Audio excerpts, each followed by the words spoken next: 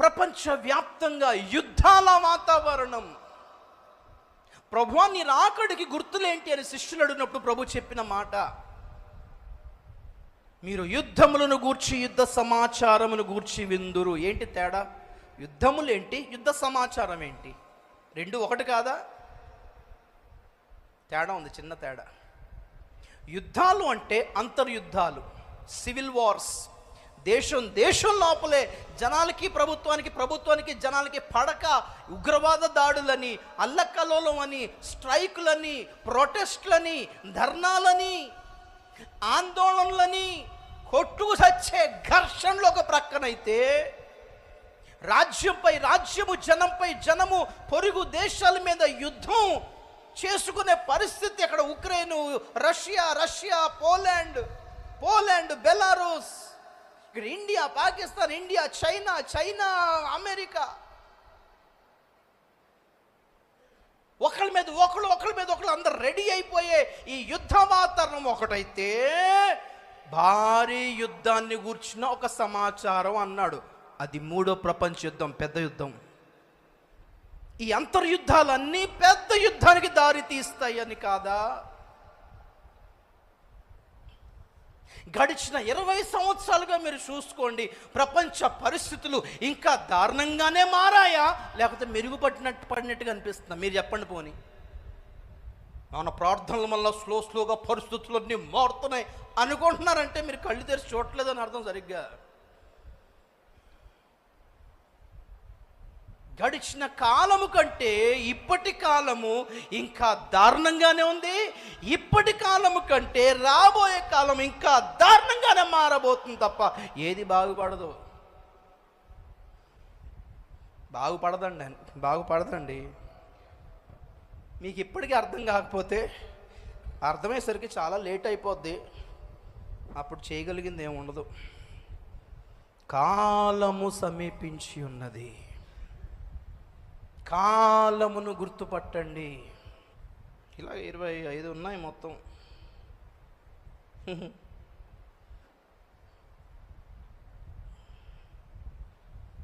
కో exist అంటారు. అన్ని మతాలను కలిపే ఒక ఉద్యమం. ప్రపంచంలో ఎన్ని మతాలు ఉన్నాయో వాటన్నిటిని కలిపి ఒక క్రొత్త మతాన్ని సృష్టించే పనిలో ఉన్నారు. 3 భారీ మతాలు, పెద్ద సైజు మతాలు, ముస్లిం, యూదులు అండ్ క్రిస్టియన్స్. ఈ ముగ్గురికి కలిపి దేవాలయాలు కట్టారు అబుధాబిలో. యూదుల సమాజ మందిరం, ముస్లింల మసీదు అండ్ క్రైస్తవుల చర్చి కట్టి ఆ మత నాయకులు మన పోపు గారు కలిసి ముద్దులు పెట్టుకున్నారు కలిసిపోదామని. అలాగా ఇంకా జూనియర్ మతాలు ఎన్ని ఉన్నాయో ప్రపంచంలో, అన్ని మత గ్రంథాల్లోనూ ఉన్న ఒక కామన్ వర్డ్ తీసుకొని, కామన్ వర్డ్ అంటే ఫర్ ఎగ్జాంపుల్ మన బైబిల్లో బాగా అందరికీ ఈజీగా తెలిసే వాక్యం ఏంటంటే, నిన్ను వలని పొరుగు వారిని ప్రేమించు అనే మాట. అదే మాట వేరే గ్రంథంలో ఇంకోలాగా ఉంది, అదే మాట ఇంకో గ్రంథంలో ఉంది, అదే మాట ఇంకో గ్రంథంలో ఉంది. పొరుగు వారికి మేలు చేయండి, తోటి వారికి మేలు చేయండి, అందరికీ మేలు చేయండి, ఎవరికి అపకారం చెంది, ఇలాంటి పదాలు ఉన్నాయి చూసారా. అవన్నీ కలిపారు. అన్ని మతాలు ఒకటే చెప్తున్నాయి కదా అనే భావనలోకి వచ్చి మనం ఎందుకు కొట్టుకోవాలి ఇంకా అని మతాలన్నిటినీ, దేవతలన్నిటినీ కలిపేసే శాంతి ప్రతిపాదన కోసం ప్రయత్నం చేస్తున్నారు. మొదటి ముద్ర విప్పినప్పుడు అబద్ధ క్రీస్తు శాంతి ప్రతిపాదనతోనే వస్తాడని తెల్లని గుర్రం గురించి రాసి పెట్టాడు. ప్రపంచ శాంతి కానీ, ప్రపంచం అంతా ఏకమౌనం కానీ యేసుక్రీస్తు ఏజెండా కాదు, అబద్ధ క్రీస్తు ఏజెండా అని ఇప్పటికీ మీరు తెలుసుకోకపోతే కష్టమైపోతుంది. ప్రభు చెప్తున్నాడు, నేను భూమి మీద సమాధానం కలుగ చేయటానికి రాలేదు. అదేంటి ప్రభువా, మేము వేరేలా విన్నామే. దేవుడిచ్చే సమాధానం వేరు బ్రదర్. దేవుడు ఆయన శాంతికి అధిపతి, సమాధానానికి కర్త అంటే ఏంటి? రాత్రి అనుకున్నట్టుగా విశ్వాసికి అవిశ్వాసికి పొత్తు కుదర్చడానికి వచ్చాడా? వెలుక్కి చీకటికి సమాధానపరచడానికి వచ్చాడా? క్రీస్తుకు దేవాలయానికి విగ్రహంతో పొందుపరచడానికి వచ్చాడా? ఈ చర్చిలన్నీ వచ్చే దినాల్లో చర్చిలు కావు, ఇవి కమ్యూనిటీ హాల్స్ అయిపోతాయి. కమ్యూనిటీ హాల్స్ అంటే ఏంటి తెలుసా? ఒక వర్గం, ఒక మతానికి చెందిన వాళ్ళు మాత్రమే ఆరాధించే స్థలం కాదు అది, అందరూ చేసుకోవచ్చు అనే భావనలోకి వస్తుంది. అలాగైతేనే చర్చికి పర్మిషన్స్ ఇస్తారు. ఐక్య భావన రావాలి. దాని కొరకే ప్రాకులాడుతున్నారు. మానవ ధర్మమే గొప్ప ధర్మం, అది మతాలన్నిటికంటే మానవత్వమే గొప్ప అనే భావనలోకి వచ్చేస్తున్నారు. క్రైస్తువులు కూడా అలాగే తయారయ్యారు. సేవకులు కూడా దాన్ని కూడా గట్టిగా బోధించేస్తున్నారు సంఘాల్లో. వీళ్ళందరూ అబద్ధ క్రీస్తు దారిలో ఉన్నారండి. మొమాట పడేదే ఉంది ఇందులో. మొమాట పడి, సిగ్గిపడి, బెదిరిపోయి, బడిపడడానికి నాకేం ఆస్తులు ఏం లేవు, సీజ్ అయిపోతాయి అనడానికి. కొందరికి తెలిసి చెప్పుకోలేరు, ఎందుకంటే ప్రాపర్టీస్ సీజ్ అయిపోతాయి. ప్రపంచ శాంతి దూత అని తిరిగి ఆయన ఎటు కాకుండా అయిపోయాడు. ఆయన అయితే ఇప్పటికీ అందరూ అలాగే అయిపోతున్నారు. చూసుకోండి మీరే. దారి ఎప్పుడైతే తప్పారో దేవుని హస్తం తొలగిపోయింది, కృపలో నుండి వేరైపోయారు. అటువంటి వారి జీవితాలు చాలా దారుణంగా ఎక్స్పోజ్ అయిపోతున్నాయి పబ్లిక్లో, మీడియాలో. ఇప్పటికీ తెలుసుకోకపోతే ఎలాగండి? ఎక్స్పోజ్. దేవుడు బయట పెట్టేస్తున్నాడు. ఆయా బోధలు, ఆయా లక్ష్యాలు, ఆయా గమ్యాలు, గురులు అన్నీ తప్పు అని ఇప్పటికైనా అర్థం చేసుకోండి.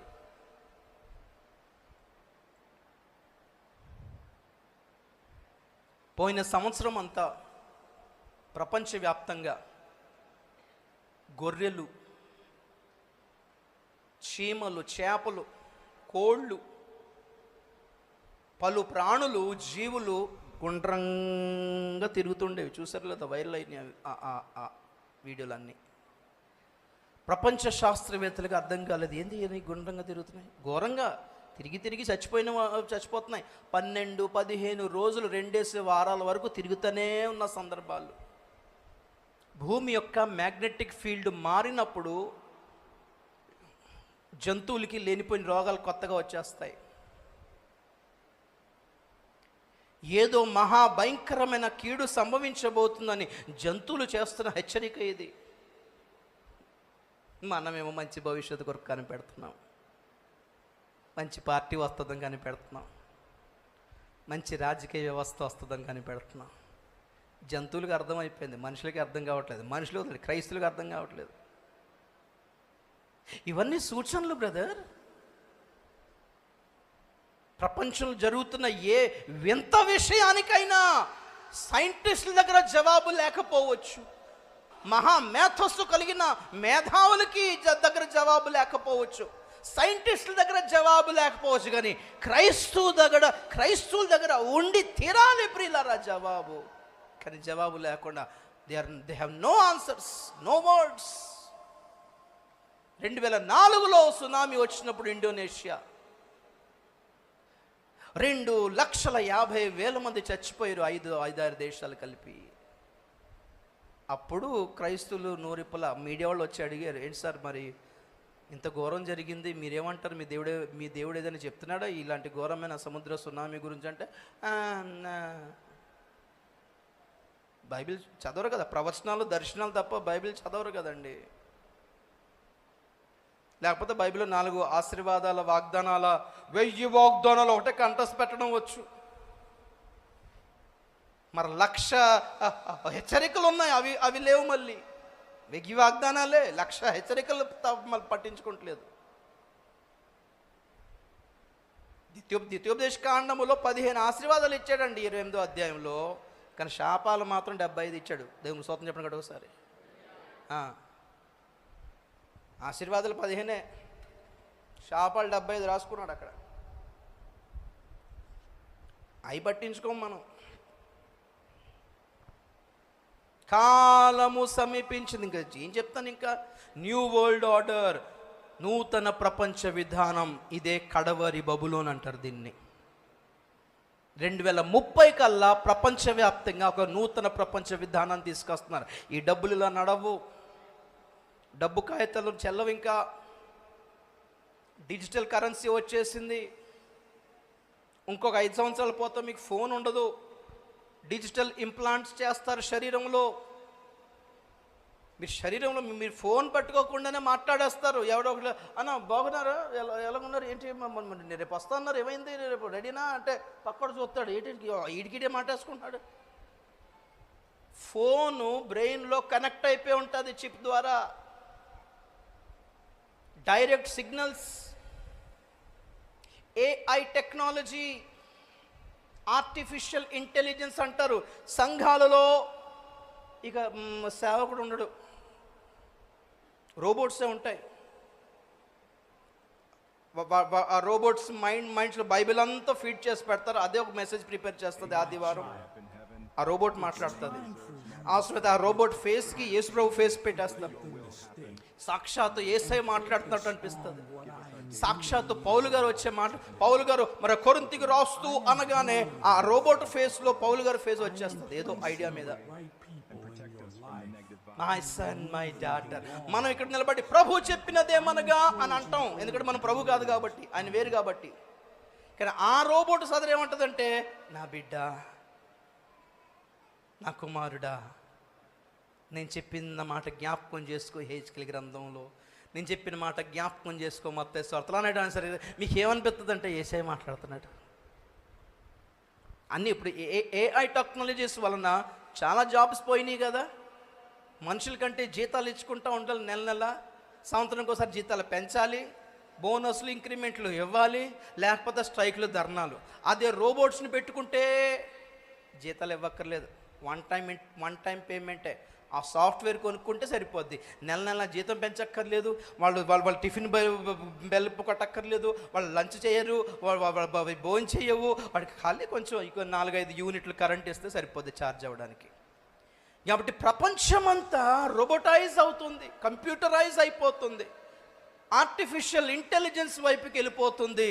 లేబర్లతో పని లేదు.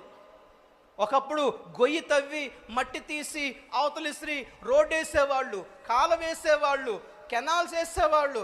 ఎంతమంది 200 మంది లేబర్స్ పనిచేసేవాళ్ళు. వాళ్ళ జాబును తీసేసింది ఒక్క జేసీబీ. అంతేనా? జేసీబీ తెలుసు కదా, అదే తవ్వి అదే మట్టి ఇసిరి, అదే తవ్వి అదే మట్టి ఇసిరేస్తాయి. ఆ జేసీబీకి గంటకి ఇంత ఇస్తే సరిపోద్ది. చాలామంది లేబర్స్ జాబ్స్ కోల్పోయారు కదా. అలాగే రాబోయే దినాల్లో బ్యాంక్స్లో ఇప్పుడు మొత్తం డిజిటలైజ్ అయిపోతుంది కాబట్టి మనం బ్యాంక్ వెళ్ళిపోయి డబ్బులు తీయడం, డబ్బులు వేసుకోవడం కార్యక్రమం లేదు. బ్యాంకులు బంద్. బయట బట్టల దుకాణాలు స్లోగా తగ్గిపోతుంది, ఎందుకంటే అన్నీ మనం ఆన్లైన్కి అలవాటు పడ్డాం. రిటైల్ షాప్స్ లేవు బయట, ఓన్లీ ఆన్లైన్ ట్రాన్సాక్షన్, ఆన్లైన్ షాపింగే. కరెన్సీ ఉండదు, బ్యాంక్స్ ఉండవు. మరి బ్యాంక్ ఉద్యోగులు ఏమవ్వాలి? అదే పాయింట్ ఇక్కడ. No jobs. ప్రపంచ ప్రజలకి ప్రపంచ ప్రభుత్వం నుండి అందరికీ పెన్షన్స్ వస్తాయి, బ్యాంకులో అందరికి వస్తాయి. దానికి చిప్ వేసుకోవాలి. దాని కొరకే సన్నాహాలు ఇవన్నీ. 2030 కల్లా అన్నీ రెడీ చేయడానికి సన్నాహాలు ఇవన్నీ కూడా. కాలము సమీపించింది. సంఘాల్లో ఇవి చెప్పట్లేదు, మరుగైపోయాయి. లేని భవిష్యత్తు కొరకైన దర్శనం చూపించేస్తున్నారు. పిక్చర్ అంతా రాజకీయాలు మారిపోతాయి, ప్రభుత్వాలు మారిపోతాయి. కలగంటున్నారా? గ్యాస్ సిలిండర్ 1100 నుంచి 300 వచ్చేద్దనుకుంటున్నారా? ఇంటి కొంప తీసి చూడండి. పోనీ పెట్రోల్ 120 నుండి 60కి వచ్చేద్దనుకుంటున్నారా? గట్టిగా ప్రార్థన చేస్తే. ఇది పాపం అమాయకత్వం అనాలి, దాన్ని అమాయకత్వం అనాలండి.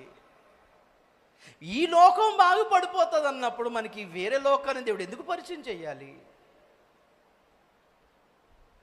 నేను ఎప్పటికీ అంటాను, ఐగుప్తు దేశంలో ఇశ్రాయేలుకి అనుకూలమైన పరిస్థితులు, సౌకర్యాలు కలిగచేయలేకనా 400 సంవత్సరాలు ఎందుకు బానిసత్వం పడ్డారు వాళ్ళంతా?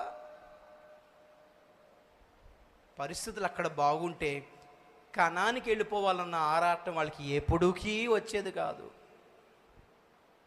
పరిస్థితులు సౌకర్యవంతంగా ఉంటే కనానికి వెళ్ళిపోవాలి ప్రభువా, మమ్మల్ని బయట తీ ప్రభువా అని ఎందుకు వాళ్ళు మొత్తుకోవాలి? యోసేపుని ప్రేమించిన ఫరో ప్రేమించినట్టుగా ఆ కొత్త ఫరో కూడా యోసేపుని ఇశ్రాయేలుని ప్రేమిస్తే బాగుండేది కదా, లేదు, యోసేపును ఎరుగని ఒక క్రొత్త ఫరో వచ్చెను. వట్టిగానేనా?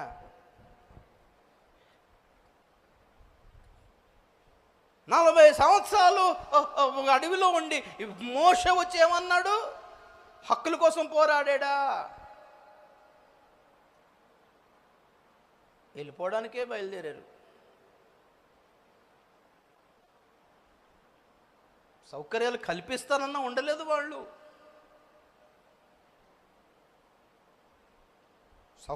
అనుకూలంగా మాట్లాడలేదు ఫరో. వెళ్తారా?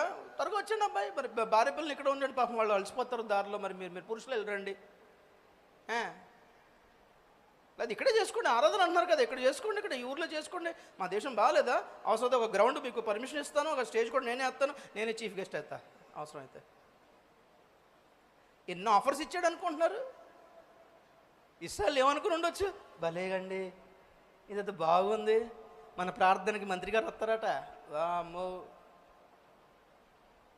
ఎవరు క్రైస్తవులు ఎందుకు పట్టించుకుంటారు అనుకుంటున్నారండి? మైనారిటీ 20 మంది ఓట్లు చూసుకుంటారా, 80 మంది ఓట్లు చూసుకుంటారా? మాయలో ఉన్నారు పాపం, మాయలో ఉన్నామండి క్రైస్తవం మనం.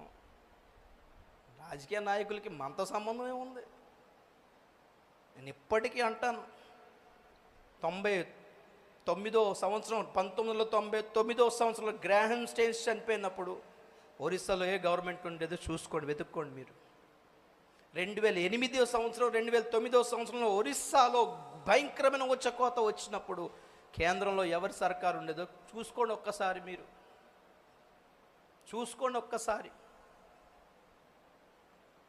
ఎవరు లేరు మన పక్షంగా, ఉండరు కూడా, అవసరం లేదు వాళ్ళకి. దేవుడి మీద ఆధారపడడం మానేసారండి. మరి దేవుడు అందుకోడా ఇంకా?